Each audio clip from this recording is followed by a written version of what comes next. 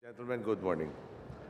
Ngayong umaga, lilipat po tayo patungong Thailand bilang pagtanggap sa imbitasyon ni Prime Minister Abhisit Boyajiba.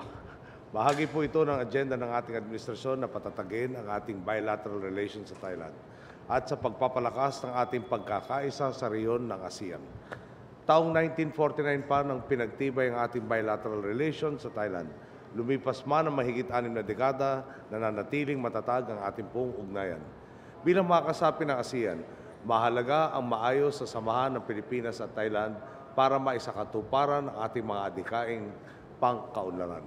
Makipagpulong po ako kay Prime Minister Abhisit Boyajiba upang talakayin ang mga paraan para mas mapalakas pa ang ugnayan natin sa Thailand sa iba't ibang larangan. Lalo pat nahaharap tayo sa pandaigdigang hamong politikal, pang-ekonomiya at pangkapaligiran. Sa pagiging magkasangga ng Thailand at ng Pilipinas, maraming benepisyo at makabuluhang serbisyo ang mapapasakamay ng ating bansa. Mag-aambag ito sa pagsigla ng ating ekonomiya at sa pagangat ng kabuhayan ng ating mga mamamayan, lalo na sa pagkakaroon ng mas maunlad na kalakalan at pamumuhunan sa pagitan ng ating mga bansa.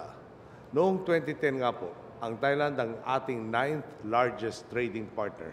Sa pagbisita natin sa kanila, layunin natin lalo pa itong paunlarin. Bibigyan din natin sa kanila ng puspusan ng pagsusulong ng ating administrasyon sa Public-Private Partnership Program. Sa ganitong paraan, nagtitiwala kaming maiengganyo ang mga negosyante sa Thailand na maglagak ng kanilang mga negosyo sa ating pong bansa. Katumbas ng kanilang mga negosyo ang paglikha ng trabaho para sa mga Pilipino at karagdagang pondo ng gobyerno para sa makabuluhang mga serbisyo. Pag-uusapan din dito ang pagtutulungan natin sa pagsugpo, lalo na po sa drug trafficking at pagsulong sa mga larangang pang-akademiko at agrikultural. Tatalakayin din natin ang pagpapabuti sa ating kahandaan tuwing may mga sakuna, lalo pat madalas na daanan ng ating mga bansa ng mga natural na kalamidad. Bukod pa dito, ang mga pagsisikap natin upang patibayin ang interaksyon natin sa Thailand ang patuloy na magsusulong ng kultural na pagkakaunawan sa pagitan ng ating mga bansa. Sa pagbisita ko pong ito, makikipagkita din ako sa ating mga kababayan upang personal na kamustahin ang kanilang kalagayan. Nais din natin silang taus-pusong pasalamatan sa pagsusumikap nila, hindi lamang para pagandahin ang buhay ng kanilang pamilya, kundi pati na rin ang ating pambansang ekonomiya.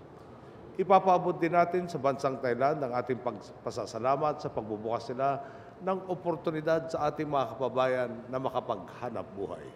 Tiwala po ako sa ating mabuting hangarin, kaakibat ang inyong mga panalangin, magiging matagumpay po ang biyaheng ito. Hindi pa man po ako nakakalis, nasasabik na po ako umuwi. Dala-dala ang mga good news na makakalap natin sa ating pagbisita sa Thailand. Sa ating pagbabayanihan, sa loob at labas man ng ating bayan, dire-diretso na po tayo sa tiyak na kasaganahan at pag-asenso. Bago po ako magpaalam, inaasahan ko po lahat na nangako sa akin na handang-handa na tayo sa parating na bagyo. 3 araw na raw pong handa, ay talagang matutupad po at hindi po ako magugulat habang nasa Thailand. At pag ako po'y nagulat, magugulat rin po kayo pagbalik ko. Magandang umaga po. Maraming salamat sa inyo lahat.